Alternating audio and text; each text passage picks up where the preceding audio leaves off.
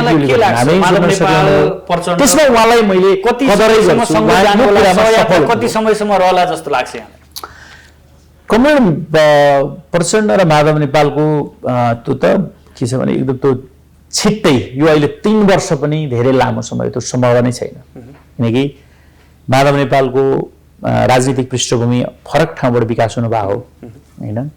उहाँले यो जनताको बहुदलीय जनवाद मदन भण्डारीले अगाडि सारेको जबदेखि यी सबै जनयुद्धका बेला भएका क्रिटिकल अवस्थाको बेलाको नेतृत्व गरेको हो माधव नेपालले हैन।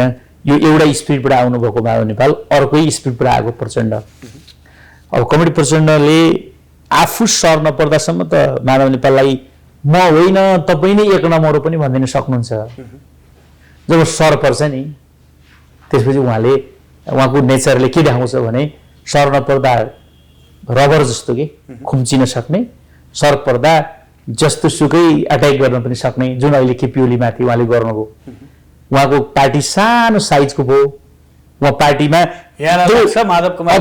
आफ्नै घरमा फर्किनुहुन्छ। अध्यक्ष नामको जुन एउटा 2 नम्बरको अध्यक्ष पाउँदा पनि मलाई ठुलो चिज भयो, मलाई दिए जस्तो भयो। किनकि उहाँको पार्टीको सानो साइज थियो नि त।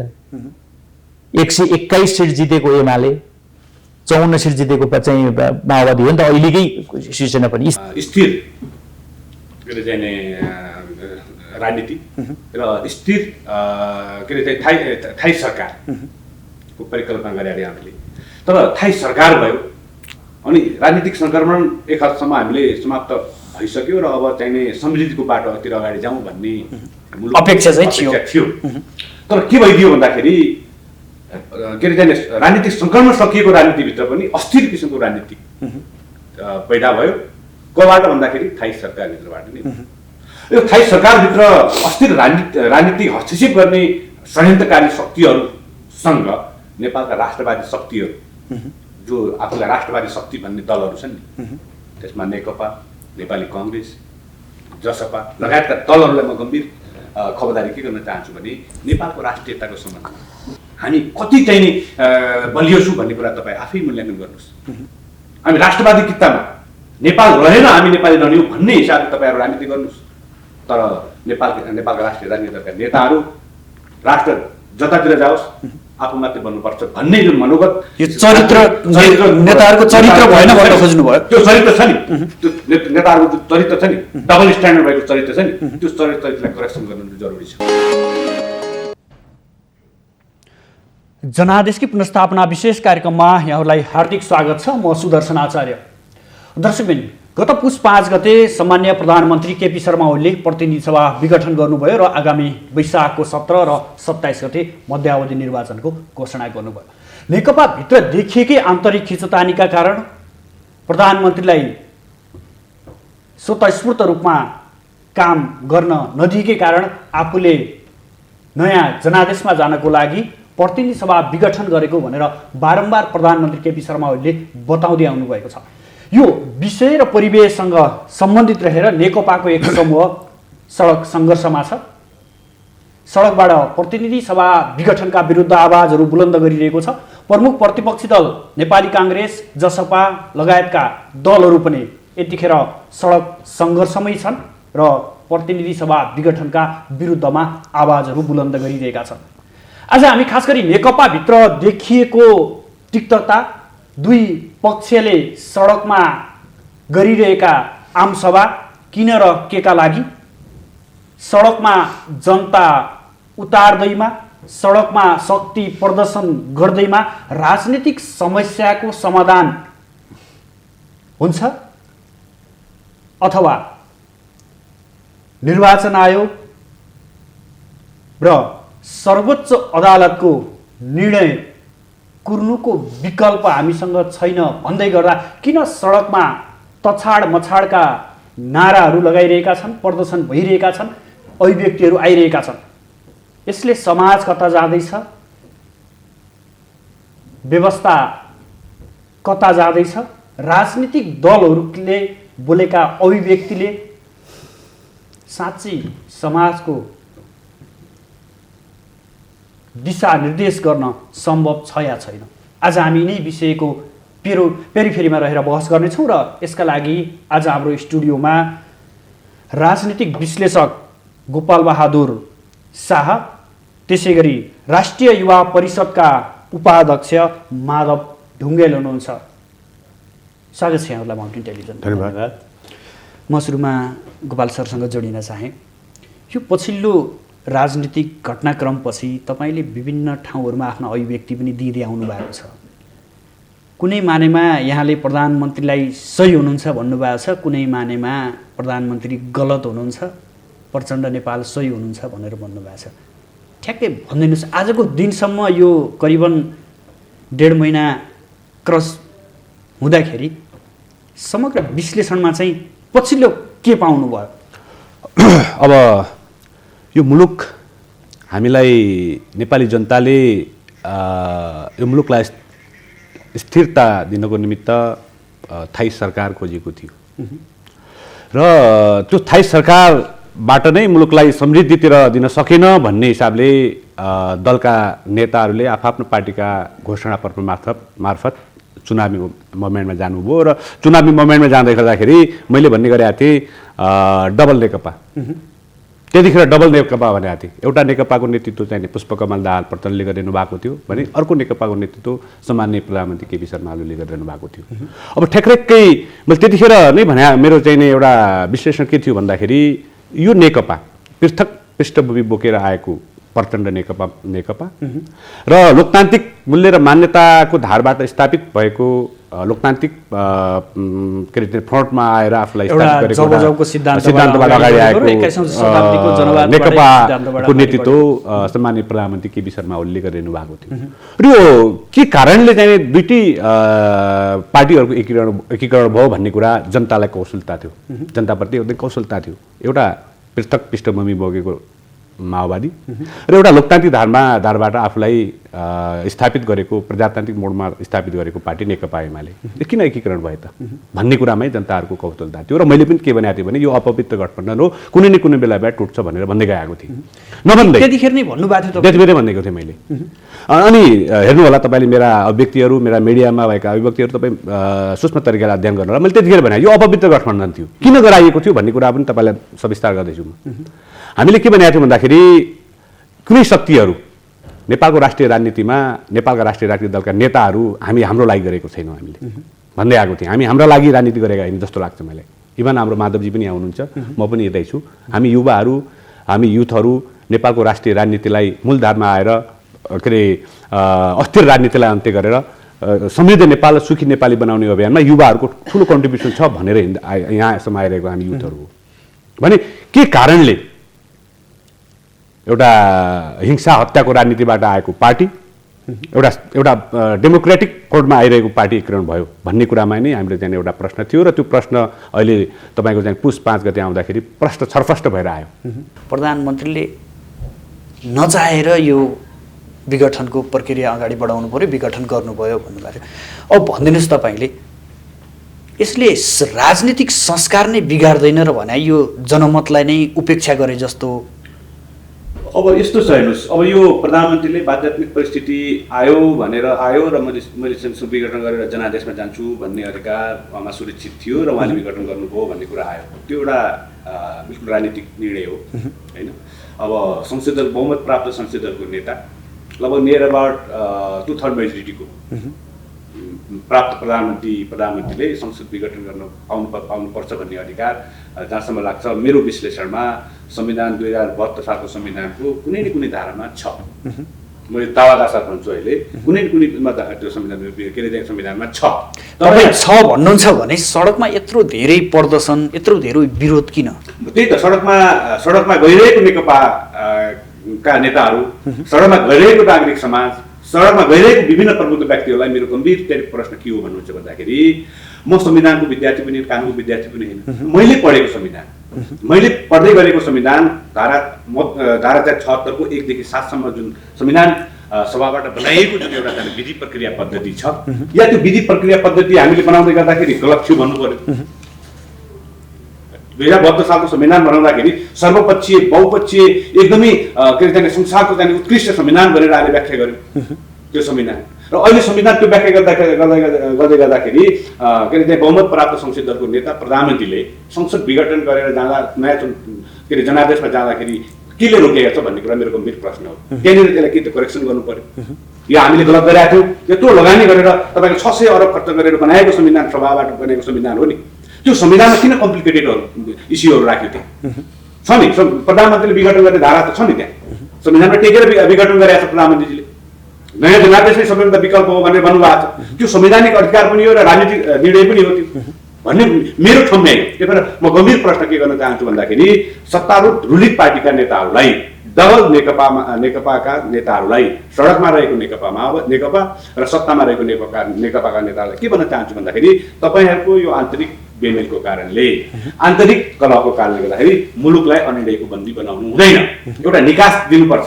त्यो निकासको सर्वोत्तम विधि प्रक्रिया भनेकै के हो भन्दाखेरि एउटा डेमोक्रेसीको सुप्रिमेसी भनेको के भन्नुहुन्छ भन्दाखेरि अव्यक्ति स्वतन्त्रता र इलेक्सन। यो इलेक्सनकै मार्फतबाट नयाँ जनादेश लिएर नेतृत्व गरेर आए भए हैन। अब लोकतन्त्रको हत्या गर्यो, लोकतन्त्रलाई समाप्त गर्यो भन्ने जुन एउटा नजिरको कुरा हुन्छ कि एउटा यही नजिर बस्ला पछिबाट पनि फेरि बहुमत प्राप्त प्रधानमन्त्री, बहुमत प्राप्त दलले आफूलाई चित्त बुझेन भने एउटा व्यक्तिले यही प्रक्रिया दोहोऱ्याइदेलान् कि भन्ने चिन्ता पनि छ रे। मैले के भन्दैछु भन्दाखेरि हामीले के मनोगत भयो। म के भन्न चाहन्छु भन्दाखेरि 2072 सालको संविधानमा केही चाहिँ तपाईँको चाहिँ प्रधानमन्त्री बनाउने प्रक्रियाका जुन एउटा 6-7 वटा बुदाहरू छन् नि, त्यो किन बनाइन्छ? यदि त्यो बनाउनै थिएन भने यत्रो खर्च गरेर जनतालाई खर्च गरेर बनाएको संविधान, जनपक्षीय संविधान भनेर बनाएको संविधानमा किन त्यो त्रुटिहरू राखियो त? हैन, यो त के हो भन्दाखेरि प्रधानमन्त्रीले एउटा विशेष अधिकार हुन्छ, डेमोक्रेसीमा पार्लियामेन्ट्री सिस्टममा प्रधानमन्त्रीको अधिकार हुन्छ, त्यो अधिकार पनि संविधानमा कहीँ न कहीँ धारामा उल्लेख छ। कतै न कतै छिद्र थियो, त्यही छिद्रबाट टेक्नु भएको। यसै गर्दाखेरि प्रधानमन्त्रीको मैले चाहिँ फुल्ली सपोर्ट पनि गरे होइन, प्रधानमन्त्रीको आलोचनात्मक समर्थन गरेको थियो यो कुरालाई हैन। उहाँले संविधानलाई टेक्नु भएको छ, त्यो संविधानलाई टेकेर एउटा राजनीतिक निकास दिनुको लागि राजनीतिक निर्णय गर्नुभएको छ। त्यो राजनीतिक निर्णयलाई सम्मानित सर्वोच्च अदालतले व्याख्या गर्ने हो र आइन्दा उसो भए भनिदिनुहोस्, घरभित्रको झगडाले विघटनै गर्नुपर्ने हो त? अब त्यो कुरा त अब दुईटै नेकपाका नेताहरू र त्यो नेकपाले जुन जनताबाट जनअनुमोदित भएर जुन लगभग 2/3 लगभग हाराहारीमा बनेको सरकार, त्यो सरकारमा नेतृत्व गर्ने दलका नेताहरू उहाँले बुझ्नुपर्ने कुरा हो। र हामीले बुझ्दै गर्दाखेरि के भन्दाखेरि आन्तरिक झगडाको कारणले गर्दाखेरि, आन्तरिक के अरे जाने द्वन्द्वको कारणले माधवजीले भन्नुभयो एउटै पार्टी प्रतिपक्षले उठाउनु पर्ने चाहिँ एउटा गम्भीर प्रश्न सत्ता पक्षकै नेताहरूबाट उठाइयो, त्यो लामबद्ध कुरा हो। म त अहिले तपाईँको लोकप्रिय टेलिभिजन मार्फत भन्न चाहन्छु, एउटै रुलिङ पार्टीको नेतृत्वहरू बिचमा एकले अर्कालाई निषेध गर्ने र एकले अर्कालाई निषेध गर्ने जुन एउटा परिपाटी बन्यो, त्यो सबैभन्दा ठुलो विडम्बना हो भन्ने लाग्छ। त्यो त्यस्तो हुन्थेन भने माओवादी गएर बस्नु पर्थ्यो, एमाले गएर बस्नु पर्थ्यो। किन एकीकरण गरेर मुलुकलाई यत्रो अनिडयको बन्दी बनाएको? तपाईँले अघि पनि भन्नुभयो, मलाई चाहिँ त्यतिखेरै लागेको थिएन यो पार्टी लामो समयसम्म टिक्लान्, यिनीहरू जालान् भन्ने लागेको थिएन भन्नुभयो। ठ्याक्कै भन्दैन। अब यहाँ ओन्ली पक्षको दोष देख्नुहुन्छ कि नेपाल दाहाल पक्षको दोष देख्नुहुन्छ यो अवस्था सिर्जित हुनुसम्म? एकदम सही प्रश्न गर्नुभयो। यस प्रभावले भन्दै गएका थिए पूर्व नेकपा माओवादी, पूर्व नेकपा एमाले बिच एकीकरण गरियो, त्यो एकीकरण गर्ने नियोजित तरिकाले एकीकरण गरिएको थियो भन्ने कुरा मेरो ठम्मै थियो। हो पनि त्यही। किन भन्नुहुन्छ भन्दाखेरि नेकपा माओवादीको नेतृत्व पुष्पकमल दाहाललाई प्रयोग गरेर राइजिङ भएको अवस्थाको नेकपा एमालेलाई कमजोर बनाउनुको निमित्त ग्रान्ड डिजाइनका साथ नेकपा जुन बनाइयो, अवसर खोज्नेहरू को थियो? थिए देशी विदेशी शक्तिहरू थिए। अहिले पनि तपाईँले भन्दैछु, हिजो चाहिँ तपाईँको चाहिने पुष्पकमल दाहाल माधव नेपालको चाहिने एउटा ठुलो र्यालीमा केही झन्डाहरू बाहिर देशका पनि झन्डा देखिएका थिए। मलाई लाग्दछ यो मुलुक ठुलो चाहिँ एउटा दुर्घटनामा जान सक्छ जस्तो लागिरहेको छ। एउटा समूहले चाहिँ सम्माननीय प्रधानमन्त्री केपी ओलीको पार्टीलाई प्रयोग गरिरहेछ, अर्को समूहले चाहिँ माधव नेपाल पुष्पकमल दाहालको नेतृत्वलाई प्रयोग गरिरहेछ, नागरिक समाजको एउटा चाहिँ आन्दोलन गरिरहेछ, प्रमुख प्रतिपक्षी दलको नेता वेट एन्ड सीमा छ। एउटा लोकतान्त्रिक पद्धति र प्रक्रिया अनुसारै मुलुकलाई अगाडि डोराएर जानुपर्ने बेलामा मुलुकलाई अनिडयको बन्दी बनाएर यो मुलुकलाई यहाँसम्म पुगाउने काम जुन रुलिङ पार्टीले गरे, सबभन्दा दोषी यो बारेमा सबैभन्दा ठुलो दोषी मलाई कसले देख्छु भन्दाखेरि माधव नेपाल र पुष्पकमल दाहाललाई दोषी देख्छु। किन भन्नुहुन्छ भन्दाखेरि सम्माननीय प्रधानमन्त्री केपी ओलीको पार्टी पूर्व नेकपा एमालेलाई निषेध गरेर कमजोर बनाएर पुष्पकमल दाहाललाई प्रयोग गरेर सर्वशक्तिमान बनाएर पूर्व एमालेलाई कमजोर बनाउने, माओवादीलाई स्थापित गरेर त्यो माओवादी र पुष्पकमल दाहालबाट कुनै एउटा स्वार्थ समूहले प्रयोग गर्नको निमित्त एउटा निस्वार्थ प्रयोग गर्नको यो शब्द तपाईँले धेरै दोहोऱ्याइराख्नु भएको छ, स्पष्ट पारिदिनुहोस् न। डिजाइन थियो, डिजाइनलाई हो कहाँ छन्? देशी विदेशी शक्तिहरूले नेपालको राजनीतिलाई खेलान गरेका छन्। हेर्नुहोस्, हिजो हामीले 12 बुँदे समझदारी दिल्लीमा गरे होइन, 12 बुँदे समझदारी विदेश शान्ति सम्झौता अन्तरिम संविधान मार्फत हामी मुलुक यहाँसम्म आइसकेका छौँ। आज हामी 3 तहका निर्वाचन भएर 3 तहका सरकारको एक्सर्साइज गरिरहेको अवस्था हो हामी। अहिले तपाईँको त संविधान बनेको 5 वर्ष नभन्दै यो संविधानलाई अप्ठ्यारो पार्ने परिस्थिति जो विद्यमान राजनीतिक सङ्क्रमणभित्र जनतान्त्रिक शक्ति केन्द्रले खेलेका छन्, त्यसप्रति हामी नेपाली जनताहरू, नेपालका राष्ट्रिय राजनीतिक दलका नेताहरू प्रश्न चिन्ह खडा गर्ने कि नगर्ने? उत्तर दक्षिण कि यो सबै सम्भव। मैले भन्दैछु, मैले तपाईँलाई भन्नै पर्ने हुन्छ। तपाईँको चाहिँ एमसीसी, बिआरए र 12 बुँदे समझदारी नै यो अस्थिर राजनीतिको मूल कज हो भन्ने मलाई लाग्छ।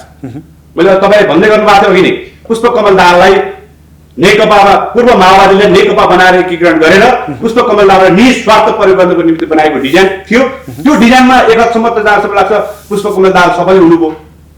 त्यस्ता 2 जना पूर्व प्रधानमन्त्रीहरू माधव कुमार नेपाल, झलनाथ खनाल, वामदेव गौतम जस्ता मान्छेहरूलाई पुष्पकमल दाहालले उहाँको ढाडमा टेकेर सम्माननीय प्रधानमन्त्री केपी शर्माले हिर्काउन सफल हुनुभयो। दाहालले नेपाल र खनाल र गौतमलाई प्रयोग गरेर के अरे जाने सम्माननीय प्रधानमन्त्री केपी शर्मा ओलीलाई हिर्काउने काम गर्नुभयो। अघि नै भनिसक्नुभयो, एउटै पार्टीभित्र सत्तापक्ष र प्रतिपक्षको घोर चाहिँ द्वन्द्व भएको छ। किन भएको छ? किन भयो त? भने पूर्व एमाले आफ्नो खेमामा ल्याएर पूर्व एमाले सिक्ताएर आफ्नो नेतृत्वमा रहिरहने र अन्तर्राष्ट्रिय शक्ति केन्द्रको गोटी बनिरहने जुन खेल पुष्पकमल दाहालमा थियो नि, एक वर्षमा नेतालाई आफ्नो ठाउँमा ल्याउन सफल त हुनुभयो, तर कम्प्लिट रूपमा पुष्पकमल दाहाल सम्माननीय प्रधानमन्त्री केपी शर्मा ओलीको अगाडि अहिले सडकमा आएर बस्नुपर्ने स्थिति छ। उसो भए भनिदिनुहोस्, वामदेव गौतमको भूमिका के छ यहाँनिर? अब वामदेव गौतमको भूमिका के छ भन्नुहुन्छ भने उहाँलाई लाग्थ्यो होला हिजो चाहिँ नेकपा एमालेबाट अलग भएर नेकपा माले बनाएर उहाँ जानुभयो, त्यसको उहाँले चाहिँ अनुभव भोगिसकेको कारणले गर्दाखेरि पार्टी नफुटोस् भन्नको लागि अझ पनि लागिरहनु भएको छ। उहाँको त्यो भूमिकाले खासै मलाई कुनै असर पर्छ जस्तो लाग्दैन। तर मलाई के लाग्छ भन्दाखेरि, म एउटा नेपाली नागरिकका कारणले म के भन्न चाहन्छु भन्दाखेरि, यो कम्युनिस्ट पार्टीको सरकारभित्र विभिन्न देशी विदेशी शक्तिहरू खेलेर यो चाहिँ नेपाली जनताले ठुलो चाहिँ एउटा चाहिँ बलिदानीबाट प्राप्त गरेको यो संविधानलाई तिलाञ्जली दिने काम, संविधानलाई ध्वस्त बन्ने कामहरू जुन अहिले सडक आन्दोलनबाट गरिँदैछ नि, तपाईँलाई म भन्दैछु, हामी संसद पुनर्स्थापना गरेर मुलुकलाई अगाडि बढाउन सक्ने वातावरण क्लियर छ भने त्यसको बारेमा पनि बहस गरौँ र फ्रेस मेन्डेटबाट मुलुकलाई चाहिँ नयाँ चाहिँ एउटा जनादेशबाट एउटा फ्रेस एउटा चाहिँ नेतृत्व ल्याएर शासन गर्ने व्यवस्थाबाट पनि मुलुकको समृद्धिको लागि चाहिँ के कन्ट्रिब्युसन गर्छ भन्ने पनि मूल्याङ्कन गरौँ न। मैले देखेको कुरो तपाईँ के भन्दैछु जुन यो प्रधानमन्त्रीलाई यो अभियोग पत्र लगाउने बेलामा अभियोग पत्रको विषयमा चाहिँ के अरे हाम्रो गौतमजीको भूमिका छ पनि भनिन्छ नि यहाँ। अब गौतमजीको भूमिकालाई म खासै त्यति चाहिँ यसलाई के अरे चाहिँ वामदेव गौतमको भूमिकालाई खासै म त्यति एकदमै उहाँले चाहिँ की स्पिकरको रूपमा गरेका छ भन्ने कुरा मलाई लाग्दैन। यो त वामदेवजीले अब उहाँले के भन्नुभएको छ भन्दाखेरि उसो भए उहाँको किता नछुटिनेको कारण के थियो? नछुटिनेको कारण उहाँले अझै पनि मिलाउनु पर्छ भन्ने यसमा भइरहनु भएको छ। तर मलाई जहाँसम्म लाग्छ यो मैले पहिले पनि भन्ने गरेको थिएँ, पूर्व माओवादी भएर जानुपर्छ, पूर्व एमाले भएर जानुपर्छ, जानमा नि मुलुक र देशको लागि मुलुक र जनताको लागि भलाइ छ भन्ने ठाउँमा हो। अघि तपाईँले भने नि मैले संविधान चाहिँ के अरे लाई कार्यान्वयन गर्ने पाटोमा नयाँ जनादेशबाट नयाँ नेतृत्वले शासन गर्ने व्यवस्था स्थापित गर्दाखेरि मुलुकलाई सही दिशातिर लिन्छ कि अथवा संविधान के अरे संसद विघटन भएको संसदलाई पुनर्स्थापना गरेर त्योबाट मुलुक र जनताको निम्ति के किसिमको चाहिँ कन्ट्रिब्युसन गर्छ भन्ने कुराको इमेजिन गर्न सकिन्छ, इमेजिन गरेर अगाडि जान सक्ने वातावरण कसरी गर्न सक्ने भन्ने एकैछिन म माधवजीसँग जोडिन्छु। माधवजी, अब सडकमा देख्नु भएको छ प्रतिस्पर्धा छ, जनतालाई मासुभातका नाममा सडकमा उतारिएको छ, फ्रीमा गाडी चढाइएको छ, राजधानी ल्याइएको छ, अन्य मुख्य सडकहरूमा लैएको छ, मुख्य राजधानीहरू मुख्य सहर केन्द्रित आन्दोलनहरू जारी राखेका छ, आमसभा जारी राखेका छ। कहिलेसम्म जनतालाई दुःख दिने? जनता कहिलेसम्म तपाईँहरूकै पछि नेताको पछि लागेर आउनुपर्ने? यो यसलाई त्यसरी लिनु हुँदैन। यो के हो भने 3 वर्षसम्म नेकपा पार्टी चाहिँ जाममा थियो। पहिले एउटा कुरा क्लियर गर्नुपर्छ, मिटिङ बैठक छलफल अन्तर्क्रिया सबै स्टप थियो र अहिले जब यो यसको भेन्टिलेसन खुल्यो के यो जाम चाहिँ ब्रेक भयो। जब जाम खुलेपछि के भइदियो भने सर तपाईले याद गर्नुहुन्छ नि कोटेश्वरमा जाम खोलेपछि कसरी हिँड्छन् गाडी पर हिँड्छन् नि, यो जाम खुलेको परिणति हो। तपाईलाई अर्को कुरा बताउँछु म, किनकि त्यो गाडी चढेर जनतालाई होला प्रधानमन्त्रीले भने जस्तै कसिङ्गरहरू हटिसकेपछि जाम खुल्या छ भन्न खोज्नु भएको त्यस्तोमा, किनभने कार्यकर्ताले इनिसिएसन त गर्छन्, इनिसिएसन गरे होलान्, जनतालाई ल्याउन उतार्नका लागि पहल कदमी गरे होलान्, तर अहिलेको जनता तपाईले जुरुको उठाएर कसैलाई जबरजस्ती गरेर ल्याउने जनता छैन। त्यो एकाध कुनै घटनाको कुरा मात्रै हो। फेरि म यो दुवै पक्षको कुरा गर्छु है। यो अब प्रचण्ड समूहबाट आएका मान्छेहरू पनि अलमोस्ट केही सानो आकारमा त्यो जबरजस्ती पनि होला अथवा थाहा नपाइकन आएको पनि हुन सक्छन्। त्यो एउटा लेभलको त्यो भनेको सानो समूह हो। र यतापट्टि प्रधानमन्त्रीको पक्षमा गरिएका भेलाहरूको पनि तपाईँ याद गर्नुहुन्छ भने जनता स्वतस्फूर्त उठेर आछ। त्यो एउटा मैले भनिहालेँ, त्यो ग्यादरिङ गर्न चाहिँ पार्टीले आह्वान गर्यो। त्यो आह्वानमा जनताहरूको आम उपस्थिति हो, त्यसलाई अन्यथा लिनुपर्छ भन्ने म ठान्दैन।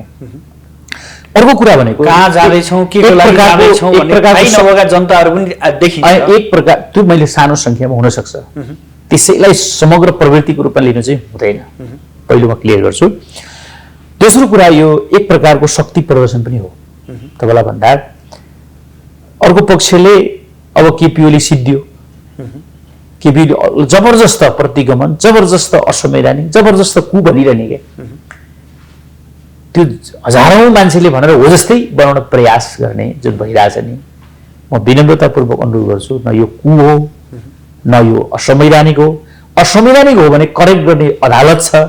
अदालतले प्रक्रिया जुन 300 मान्छेले रिट किन हाल्नुभयो त? त्यो रिटमा आजसम्म बहस किन भइरहेछ त? त्यो बहसमा इजलास किन बनिरहेछ त? त्यो इजलासले फैसला किन कोरेर बसिरहेछ त? अनि कुन असंवैधानिक हो त? निर्वाचन आयोगमा त्यो छलफल किन चलिरहेछ त? अनि कुन असंवैधानिक हो? प्रधानमन्त्री, मैले अघि पनि भने प्रधानमन्त्री कानुनको विज्ञ त होइन नि। प्रधानमन्त्रीलाई करेक्ट गर्ने पनि त अदालत छ भनेर हामीले बनाएको स्ट्रक्चर होइन र शक्ति पृथकीकरणको सिद्धान्तमा। अनि कसरी असंवैधानिक भयो, कसरी कु भयो, कसरी प्रतिगमन भयो, यो चिज होइन है भन्न पर्ने बाध्यता बनेर ग्यादरिङ भएर जनताका बीचमा जानुपर्ने अवस्था बनाएको छ। नम्बर 1। अरू कुरा सँगसँगै यही अहिलेको 64% जनमतको नेतृत्व गरिरहेको प्रधानमन्त्रीले कुनै पनि ठाउँमा आफ्नो संसदीय दलभित्र अविश्वासको प्रस्ताव नपरिकन, संसद सचिवालयमा अविश्वासको प्रस्ताव अथवा त्यसको मत खण्डित भएको र बहुमत लुज गरेको अवस्था नभइकन संसद विघटन गरेको अवस्थामा मलाई लाग्छ अदालतले प्रधानमन्त्रीले गरेको निर्णयलाई बदर गर्ने सम्भावना मैले कम देख्छु। म पनि एउटा सानो कानुनको विद्यार्थी भएको नाताले। यद्यपि यो 76 को धारा 2 अनुसारको सरकार भनेर भन्ने हो भने चाहिँ पूर्व एमाले र पूर्व माओवादी हुन्छ है। फेरि दुई पार्टी त्यहाँनिर दुईटा पार्टीको त्यो कोलिसन सरकारको व्याख्या हुन्छ। त्यहाँ कोलिसन सरकारको व्याख्या भए त के हुन्छ भने एमाले माओवादी मिलेकै छैन नि त। एमाले हुन्छ, माओवादी हुन्छ। त्यो तहमा त्यो दुई अनुसारको व्याख्या गर्ने हो भने यो तहमा पुग्छ। त्यसर्थ मलाई लाग्छ त्यो तहको व्याख्या गर्ने मात्र कमरेड प्रचण्ड, माधव नेपाल पनि त हुनुहुन्न। र 76 को 1 अनुसारको विघटन भएको सरकारको निर्णय चाहिँ अदालतले अनुमोदन गर्छ भन्ने मेरो आफ्नो विश्वास हो है। त्यो गर्दा चुनाव वैशाखको 17 र 27 मा हुन्छ। त्यसको लागि पनि एउटा चुनावी प्रदर्शन पनि हो। कांग्रेस पनि आन्दोलनमै छ नि। अझै सम्भव देख्नु भएको छ वैशाखको चुनाव? किन असम्भव हुने भने निर्वाचन आयोगले आफ्नो काम गरिरहेछ, प्रक्रिया अगाडि बढाइरहेछ। अब सुन्नुस् है, अदालतले फैसला विवाद छ, पार्टी तपाईले झारखण्डको एउटा इतिहास हेर्नुस्। अदालत पुर्नुपर्छ भन्ने छैन निर्वाचनलाई। झारखण्डमा यो केही समय अगाडिको तपाईले दृष्टान्त हेर्न सक्नुहुन्छ। त्यहाँ यस्तै बिगड्नु केस पर्यो र मुद्दा पर्यो। अदालतले निर्वाचन हुनुभन्दा 1 हप्ता अगाडि फैसला गर्यो। के गर्यो फैसला भने निर्वाचनको प्रक्रिया सबै अगाडि बढिसकेको अवस्थामा यसका विषयमा बोल्नै नपर्ने भन्थ्यो। दुनियाँमा यस्ता दृष्टान्तहरू छन् नि त। अदालतै कुर्नुपर्छ भन्ने छैन। अदालतले टाइममा निर्णय गर्यो भने त्यो अदालतको निर्णय कार्यान्वयन गर्नै पर्छ। उसले टाइममा निर्णय गरेन भने त प्रक्रिया अगाडि बढ्छ नि। त्यो रूपमा जान्छ। त्यसर्थ मलाई लाग्छ चुनाव हुन्छ, चुनाव गराउनुपर्छ, चुनावको विकल्प छैन। हामीले 17 र 27 चुनाव यदि असम्भव छ, निर्वाचन आयोगले लेखेर दिनु पर्यो हामी यो टाइममा चुनाव गर्न सक्दैनौँ भनेको छ र? भनेको छैन भने उनले भन्यो भने सार्ने विषयमा छलफल होला, त्यो जेठमा होला, जे वैशाखको ठाउँमा 1 महिना पर सर्ला। तर अहिले त त्यो कुरा त निर्वाचन आयोगले त त्यो कुरा चाहिँ सक्दिन त भनेको छैन, उता आफ्नो प्रक्रियामा अगाडि बढिरहेको छ। यो अवस्थामा निर्वाचन हुन्छ किन नहुने भनेको? प्रक्रियामा त सर्वोच्च अदालतले चाहिँ चुनावको फैसला गरिदिन्छ, चुनावको दिन तोकिसकेका छ। अब चुनाव प्रचार प्रसार आफ्ना हिसाबले सम्पूर्ण पार्टीहरूले प्रत्यक्ष अप्रत्यक्ष गरिसकेका छन्। त्यो महिनौँ 2 महिना 3 महिना 4 महिनाको गाडी लिएर चाहिँ लाखौँ करोडौँ खर्च गरेर चुनाव गर्नुपर्छ भन्ने छ र?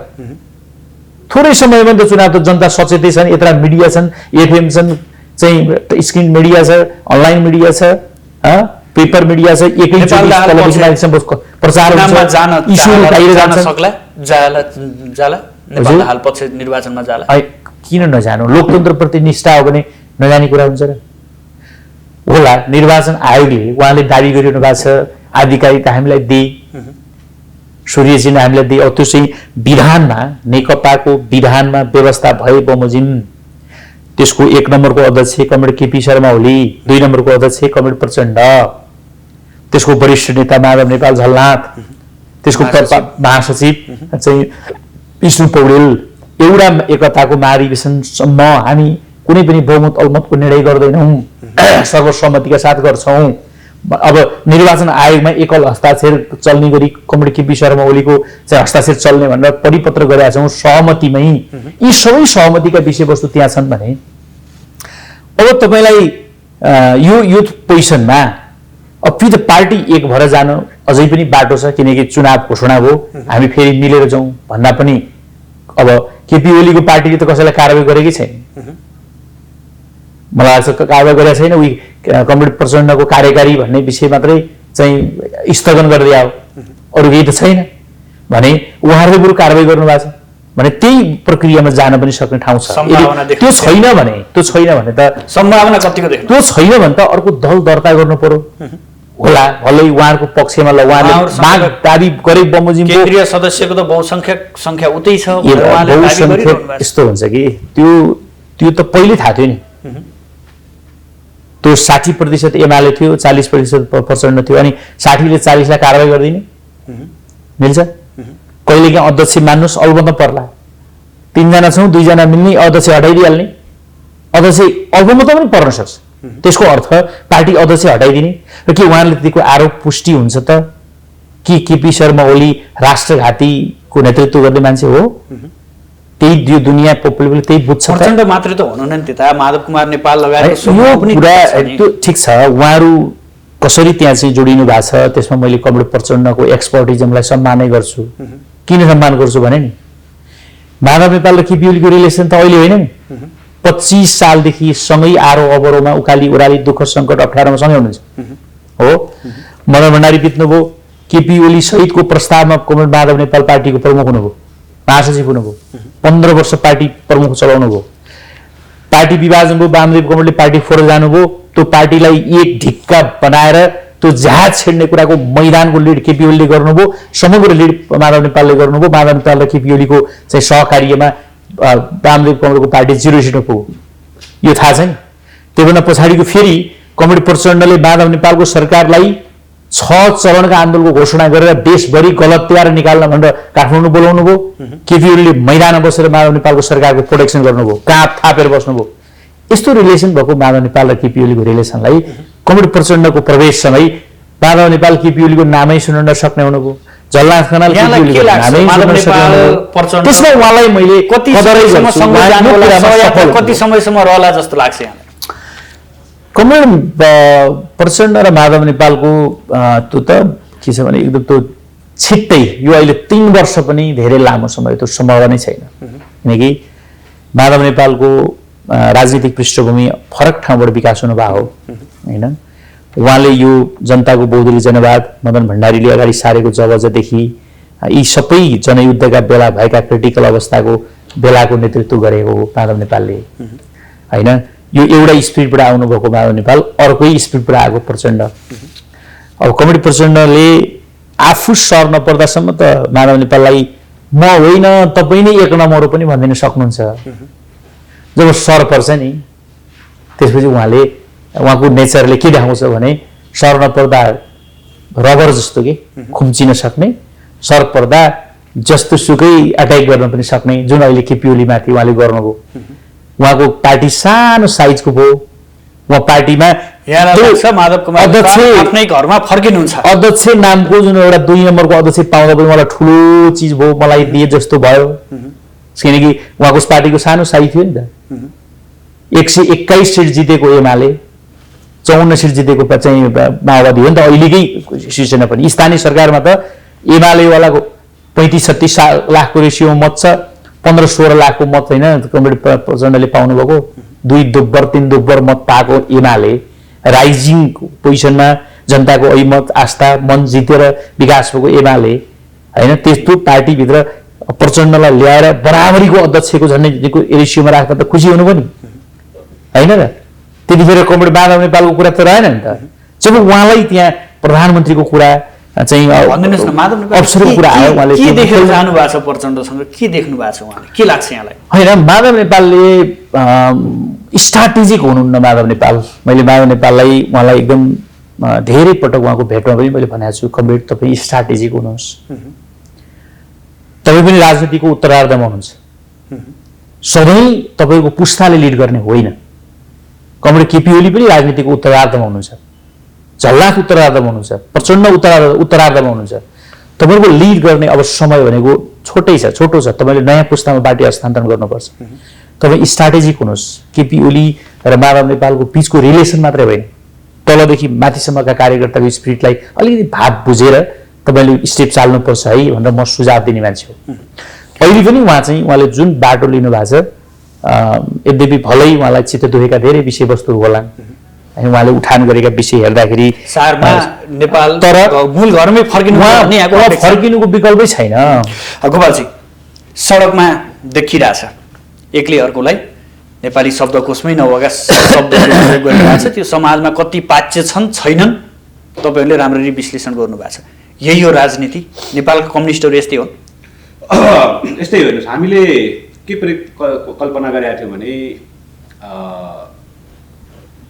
के अरे स्थिर के अरे चाहिँ राजनीति र स्थिर के अरे चाहिँ थाई सरकारको परिकल्पना गरेका थियौँ हामीले। तर थाई सरकार भयो अनि राजनीतिक सङ्क्रमण एक हदसम्म हामीले समाप्त भइसक्यो र अब चाहिने समृद्धिको बाटोतिर अगाडि जाउँ भन्ने अपेक्षा चाहिँ थियो। तर के भइदियो भन्दाखेरि के अरे चाहिँ राजनीतिक सङ्क्रमण सकिएको राजनीतिभित्र पनि अस्थिर किसिमको राजनीति पैदा भयो। कोबाट भन्दाखेरि थाई सरकारभित्रबाट नै। यो थाई सरकारभित्र अस्थिर राजनीतिक हस्तक्षेप गर्ने षड्यन्त्रकारी शक्तिहरूसँग नेपालका राष्ट्रवादी शक्तिहरू, जो आफूलाई राष्ट्रवादी शक्ति भन्ने दलहरू छन् नि, त्यसमा नेकपा, नेपाली कङ्ग्रेस, जसपा लगायतका दलहरूलाई म गम्भीर खबरदारी के गर्न चाहन्छु भने नेपालको राष्ट्रियताको सम्बन्धमा हामी कति चाहिँ नि बलियो छौँ भन्ने कुरा तपाईँ आफै मूल्याङ्कन गर्नुहोस्। हामी राष्ट्रवादी कित्तामा नेपाल रहेन, हामी नेपाली रहने भन्ने हिसाबले तपाईँहरू राजनीति गर्नुहोस्। तर नेपालका राष्ट्रिय राजनीति दलका नेताहरू राष्ट्र जतातिर जाओस् आफू मात्रै बन्नुपर्छ भन्ने जुन मनोगत, यो चरित्र नेताहरूको चरित्र भएन भन्न खोज्नुभयो। त्यो चरित्र छ नि, त्यो नेताहरूको जो चरित्र छ नि, डबल स्ट्यान्डर्ड भएको चरित्र छ नि, त्यो चरित्रलाई करेक्सन गर्नु जरुरी छ। एउटा पाटो त्यो। अर्को पाटो के भयो भन्दाखेरि के हो भन्नुहुन्छ भन्दाखेरि मैले देखेको कुरा के छ भन्नुहुन्छ भन्दाखेरि यो 3 वर्षको जुन सरकारले नेपाली जनताको पक्षमा जुन किसिमको म्यान्डेट लिएर आएको थियो, त्यो म्यान्डेट अनुसार नेपाली जनतालाई कुनै किसिमको प्रत्याभूति, कुनै किसिमको राहत दिन सकेन भन्ने नै ठाउँमा नेपाली जनताको पनि ठाउँमा त्यही थियो। इभन माधवजीले आफ्नो पार्टीको कुरा उहाँले अहिले भन्नुभयो, त्यो उहाँको आन्तरिक कुरा। तर त्यो सरकारले जनताको पक्षमा कामै गरेन, काम गर्न नदिएन। उहाँको आफ्नो ठाउँमा होला त्यो। समग्र ओभरअल हेर्ने भने त्यो सरकारले मुलुकको लागि कामै गरेन। जुन किसिमको कमिटमेन्ट जनतालाई दिएर इलेक्टेड भएर आएको सरकार थियो, त्यो सरकारले कामै गर्न सकेन। तथापि म भन्दैछु, तथापि कामै गर्न सकेन। विभिन्न किसिमका चाहिँ हत्कण्डाहरू, विभिन्न किसिमका काण्डहरू भए, विभिन्न किसिमका चाहिँ एउटा चाहिँ परिदृश्यहरू देख्यौँ हामीले होइन।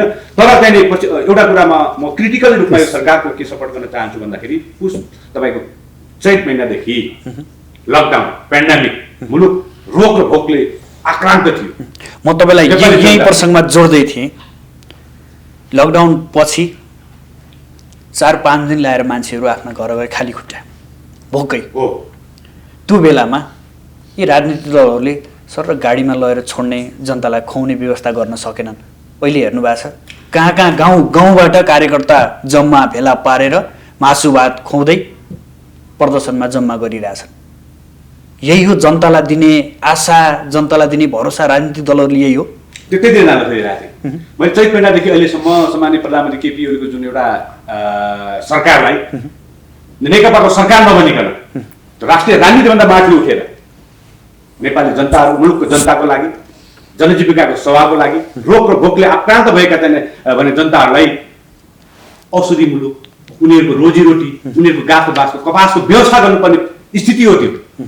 त्यो स्थिति त्यो बेलामा के गर्यो भन्नुहुन्छ भन्दाखेरि विभिन्न राजनीतिक दलका नेताहरूले विभिन्न किसिमका हाई लेभलका मिटिङहरू गर्नुभयो। उहाँले के को लागि? सत्ता र शक्तिमा कसरी जाने, सत्तामा कसरी जाने, भागभण्डा कसरी लिने, अनि आफू सधैँ बलियो कसरी भइरहने भन्ने हिसाबमा तपाईँको सयौँ मिटिङहरू बस्नुभयो। तर जनताको जनजीविकाको सवालमा जनताबाट निर्वाचित अनुमोदित भएका जनप्रतिनिधिहरू, सरकारले जनताको पक्षमा काम गर्नुपर्ने बेला हो कि होइन? त्यो बेलामा उहाँले चाहिँ राजनीति गर्नुभयो। के राजनीति गर्नुभयो? सत्ता र शक्तिको लागि राजनीति गर्नुभयो। जनतालाई उपेक्षित गरेर त्यो दुर्दशा देख्नुभयो। अहिले पनि जनताहरू एकदमै आक्रान्त अवस्थामा छन्। यो बेलामा यी राष्ट्रिय राजनीति दलका नेताहरूको यो तीक्ष्णवाद भन्छु म। कोही के अरे तपाईँको चाहिँ एउटा सत्ता पक्षमा नेकपाको चाहिँ एउटा चाहिँ ग्यादरिङ छ र सडक पक्ष नेकपाको चाहिँ एउटा ग्यादरिङ छ। ती जनताहरूलाई प्रयोग गरेर जनतालाई विभिन्न बाहनामा मनोरञ्जन दिने बाहनामा अथवा घुमाउने बाहनामा अथवा विभिन्न किसिमको आर्थिक प्रलोभन दिने बाहनामा सडकमा उतार्न सक्ने दलहरूले हिजो जनतालाई अप्ठ्यारो परेको परिस्थितिमा, जनतालाई एकदमै भोक र रोगले ग्रसित भएको बेलामा ती जनताको घरलाई मलमपट्टि लगाउनु पर्ने हैसियत हो कि दलका नेताहरू? यी दलका नेताहरूको आर्थिक हैसियत हेर्ने हो भने यिनीहरूको हैसियत तपाईँको 2046 सालदेखि अहिलेसम्म यिनीहरूको हैसियत हेर्ने हो भने जुन शक्तिको विरोधमा हामीले जाने शाहवंशीय राणा शासनलाई अन्त्य गरेर हामी अहिले यहाँसम्म आयौँ नि, त्यो शाहवंशीय राणा शासनभन्दा डबल चाहिँ महाराज बनेको स्थिति हामीले व्यवस्था परिवर्तन गर्यौँ। तर चाहिँ पात्रहरू छन् र बादशाह भएर निस्किने। अब त्यसको विरुद्धमा पनि खबरदारी गर्ने बेला जनता सडकमा पात्रको प्रविधि बदल्न सकेनौँ। एकदम त्यही भएर मैले देखाएको छु। हेर्नुहोस्, सडकमा एउटा समूहहरू संहिता, धर्मनिरपेक्ष, गणतन्त्र मुर्दाबाद, संविधान खारिज गर्नु। सडकमा त नागरिक समाज पनि छ। के अरे गणतन्त्र मुर्दाबाद, संविधान खारिज गर्नु भन्ने शक्तिहरू एकातिर छ। भ्रष्टाचारले आक्रान्त भएको मुलुक छ। भ्रष्टाचारको विरुद्धमा देशैभरि क्याम्पेन सञ्चालन गरेको छ। राष्ट्रिय राजनीतिक दलका नेताहरू, रुलिङ पार्टीका नेतृत्वहरू, डबल नेकपाका नेताहरूको चरित्र हेर्ने हो भने सडक र सत्तामा कसरी चाहिँ तताउने भन्ने हिसाबले उहाँले जानुभएको छ भने यो लोकतन्त्रको लागि राम्रो सिम्टम होइन। यो लोकतन्त्रको लागि चाहिँ तहस नहस गर्ने सिम्टम हो। त्यसरी राजनीतिक दलका नेतालाई म के विनम्र अनुरोध गर्न चाहन्छु भन्दाखेरि यो सबैले तपाईँहरूले विवेक पुर्याएर मुलुक र जनताको निमित्त सत्ता र शक्तिलाई छोडेर एउटा निकास दिनुहोस्। यो नागरिक समाजको यो भूमिकालाई यहाँले कस्तो देख्नुहुन्छ? नागरिक समाज पनि सडकमा छ नि, आन्दोलन गरिरहेछ, विरोधहरू प्रदर्शन गरिरहेछ। अब भूमिका कसरी हेर्नुहुन्छ? म पनि अधिकांश समय नागरिक समाजकै र एकदम ह्युमन राइट एक्टिभिस्टकै उसमा समय मैले खर्चेको छु। सामाजिक सेवाको निम्ति खर्च गरेको छु। तर नागरिक समाज भन्ने एउटा समूह छ, त्यो समूह पनि राजनीतिभन्दा अछुतो छैन। नागरिक समाज भने के हो भन्दाखेरि अहिले तपाईँको हिजो चाहिँ रोग र भोकले आक्रान्त भएको अवस्थामा नागरिक समाज सडकमा आउनुपर्ने हो नि त। नागरिक समाजको पनि त्यो दायित्व थियो होइन। अहिले कुनै नेताको घर सिंहदरबार बालाटार पुगेको देखिएन नागरिक समाज। देखिएन। उनीहरूले दलका नेताहरूलाई यो गर्नु पर्यो, ऊ गर्नु पर्यो भने कहिले पनि जुलुस निकालेन, कहिले पनि नारा लगाएन, कहिले पनि एउटा एक किसिमको जाने स्टेटमेन्ट जारी गरेन। तर अहिले संसद विघटन गरेको चाहिँ सिलसिलामा अथवा संवैधानिक छ अथवा असंवैधानिक छ, त्यो सम्मानित सर्वोच्च अदालतले चाहिँ एउटा चाहिँ निर्णय निकाल्ला। सम्मानित सर्वोच्च अदालतले व्याख्या गर्ने हो। मैले अघि नै भने प्रधानमन्त्री एउटा पार्लियामेन्ट्री सिस्टममा हामी गइसके, एउटा नागरिक हो, पार्लियामेन्ट्री सिस्टम एउटा शासकीय स्वरूपमा त्यो छ। त्यो सिस्टममा हामी गइसकेपछि प्रधानमन्त्रीको पनि सर्टेन अधिकार हुन्छ। त्यो संविधानमा इन्डिकेट गरेको छ। अब हामी एउटा प्रश्न सुन्न चाहे। सिद्धान्त दिनुहोस्। अनि संसद विघटन गर्नुभएको छ कानुन संविधान टेकेर, तर सम्मानित सर्वोच्च अदालतमा त्यो मुद्दा गइसकेपछि अदालतको निर्णयलाई प्रतीक्षा गर्नुहोस्, धैर्य गर्नुहोस्, त्यो बाहेक विकल्प छैन। अब अन्तमा यो नेकपाको नेपाल दाहाल पक्षकी नेत्री रामकुमारी झाँक्रीलाई जसरी अभिव्यक्तिका कारण स्पष्टीकरण सोधियो भनिएको छ, यहाँलाई के लाग्छ उहाँले जुन गोर्खामा दिएको अभिव्यक्ति, सम्माननीय राष्ट्रपतिको विषयमा दिएको अभिव्यक्ति र यही अभिव्यक्तिकै कारण उहाँलाई सोधपुछ गरिनु, प्रहरी नियन्त्रणमा राखिनुलाई चाहिँ के मान्नु छ? यो संविधान त दिन्छ यो कुरा। अब एउटा यसलाई म दुई हिसाबले चाहिँ नि एउटा विश्लेषण गर्छु। एउटा कुरो के छ भन्दाखेरि हामीले जस्तो किसिमको व्यक्तिलाई पनि हामी कुनै ठाउँमा एउटा चाहिँ कार्यकारी ठाउँमा हामी पठाइसकेपछि, जस्तो खालको व्यक्ति पठाइसकेपछि पनि त्यो हेड अफ द स्टेट सम्मानित राष्ट्रपति हो। व्यक्ति विद्यादेवी भण्डारी भए तापनि पद त राष्ट्रपतिको पद हो नि। सम्माननीय प्रधानमन्त्री केपी शर्मा हो नि, उहाँ प्रधानमन्त्री हो र कार्यकारी सहितको प्रधानमन्त्री हो होइन, प्रधानमन्त्री पद हो नि, राष्ट्रपति एउटा पद हो नि। राष्ट्रपति र प्रधानमन्त्री जस्तो गरिमामय पदलाई खेलाची सम्झेर ती तुच्छ बाँड गर्नु भनेको जहाँसम्म मलाई के लाग्छ भन्दा अभिव्यक्ति स्वतन्त्र हो भन्दैमा सबै कुरा गर्न पाइँदैन, छाडा कुराहरू गरेर त्यो पदको गरिमालाई पनि बुझे। राजनीति गर्ने नेतृत्व हो नि त उहाँ, राजनीति गर्ने नेतृत्वले सबै स्थिरतातर्फ देशलाई डोर्याउनु छ, समृद्ध नेपाल बनाउनु छ, प्रधानमन्त्रीको जसरी नारा छ समृद्ध नेपाल सुखी नेपाली, त्यसको लक्ष्यमा अगाडि बढ्नु छ। अब निकास के हुन सक्छ ठ्याक्कै भन्नुहोस् दुई शब्दमा।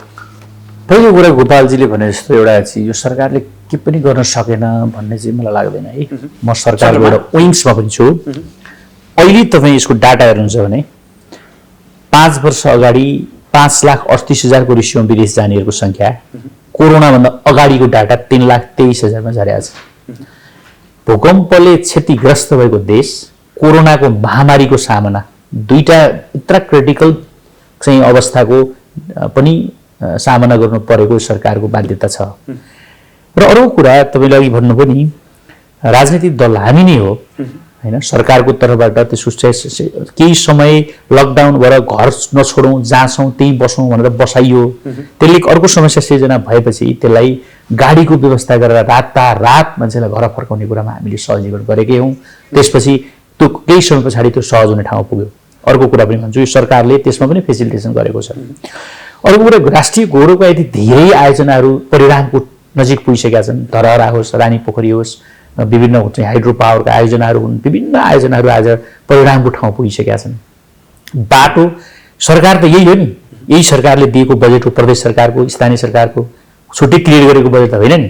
त्यही बजेटले आज प्रत्येक घरमा बाटो, बिजुली, खानेपानी, सिँचाइका सबै चिजहरू सहज ढङ्गले चाहिँ जनताका बिचमा पुगेका छन् भने के पनि भएन त। सामाजिक सुरक्षा भत्ता आज युरोपसँग हामी कम्पिटिसन गर्दैछौँ, यति राम्रो गरी व्यवस्थित भइरहेछ।